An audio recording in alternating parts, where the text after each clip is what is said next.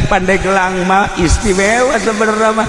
Kiai Zohir Ambalaya, Kiai Batin Geloba, Kiai Zohiron Wabatinan Ambalaya. Pandeglang baheula mah urang Tangerang, urang Bogor, urang Sukabumi, urang Cianjur, masantren teh lamun encan ka Pandeglang Kang Anggus.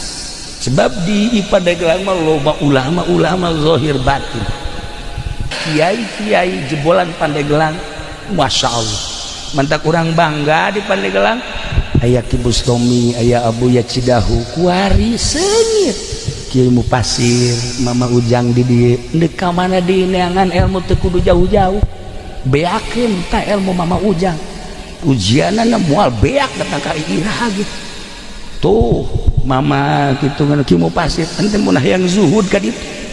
Pandeglang teh kiai anu tasawuf loba, kiai anu zohir be loba, kiai anu zohir batin Ambalaya, kiai anu berpolitik loba, kiai anu berekonomi loba, kiai anu berbudaya ge Ambalaya.